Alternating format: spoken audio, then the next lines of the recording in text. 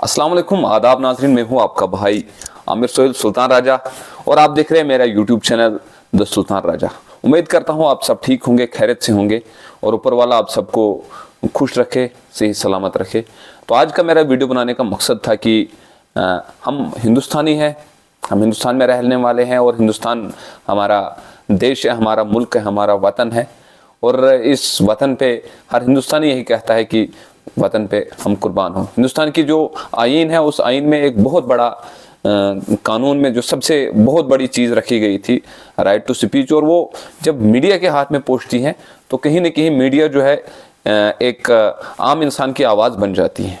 और वहाँ पे हिंदुस्तान में आज तक अगर हमने देखा था और अक्सर पूरी दुनिया में अगर देखा जाता है तो मीडिया का काम ये रहता है कि वक्त की सरकार जो है, मौजूदा सरकार जो होती है, उस सरकार को सवाल पूछना, उस सवाल को लोगों की आवाज़ उस सरकार तक पहुंचाना और आला हुकाम तक या बालाए हुकाम तक वो लोगों की आवाज़ को पहुंचाना। लेकिन बड़ी अफसोस की बात और बड़े दुख के साथ ये कहना पड़ रहा है कि कुछ मीडिया वाले जिनको इस चीज़ से कोई फर्क नहीं पड़ता है कि कोई उनको क्या बोले क्या ना बोले। जैसे कि कल मैं एक वीडियो देख रहा था, हमारे नेशनल टीवी पे हमेशा होते हैं और उनकी बिल्कुल मतलब मैं सोच भी नहीं सकता हूँ कि उस इंसान को किसने मीडिया वाला बनाया और किस चीज़ के लिए वो वैसा काम करता है। जी हाँ, मैं बात कर रहा हूँ जिस शख्स की मैं आपको तस्वीर दिखा रहा हूँ, हिमेश देवगन जी। और इनमें से बड़ी बदकिस्मती के साथ ये कहना पड़ रहा है, इनमें से एक शख्स जो है वो हमारे जम्मू कश्मीर से है। उनका मीडिया चैनल मुझे नहीं पता है कि वो किस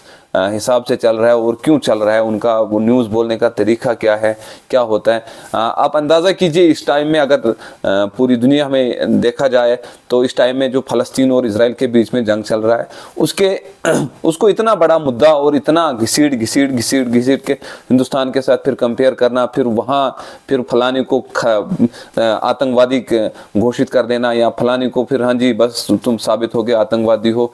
ऐसा लगता है कि हिमेश देवगन जी हमारे और हमारे जम्मू कश्मीर के आशीष कोहली जी, ये लोग जो हैं, ये लोग इन्हीं लोगों तक सारा कुछ है कि किसको आतंकवादी घोषित कर देना है और किसको। इन लोगों को शर्म आनी चाहिए। और मैं अपने इस चैनल के माध्यम से इन लोगों तक ये बात पहुंचाना चाहता हूं कि बहुत बेशर्मी की बात होती है। हमने हिंदुस्तान में ऐसे जर्नलिस्ट देखे जैसे रवीश कुमार हो या और बहुत सारे जर्नलिस्ट हैं जिनको लोग लाइक करते हैं, यूथ जो है उनको अपना आइकॉन मानते हैं। लेकिन ऐसे जर्नलिस्ट, ऐसे न्यूज़ रिपोर्टर की वजह से जो है हिंदुस्तान की मीडिया जो है वो पूरी तरह बदनाम हो चुकी है।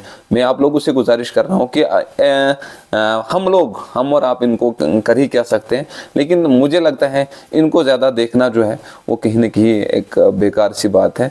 और दूसरे हमारे हैं सिद्धीर चौधरी जी, जो हमेशा मन गढ़ंत बातें और मन गढ़ंत बातों पे ही मतलब उस बात का कोई मतलब ही नहीं होता है कि मैं बात क्या कर रहा हूँ, इस बात से हिंदुस्तान की पब्लिक पे को क्या फ़ायदा होगा, इस बात से हिंदुस्तान में रहने वाले लोगों का क्या फ़ायदा होगा। उस चीज़ से इन लोगों को कोई मतलब नहीं है। बस सरकार जो कहे सरकार की बात करे। लेकिन मैंने जहाँ तक सुना है और मैंने जहाँ तक इस चीज़ के बारे में सुना है कि न्यूज़ जो होती है, प्रेस जो होती है, प्रेस हमेशा सरकार को सवाल करती है, प्रेस हमेशा एडमिनिस्ट्रेशन को सवाल करती है। लेकिन यहाँ पे जो ये लोग हैं, ये लोग हमेशा चाटुकारी।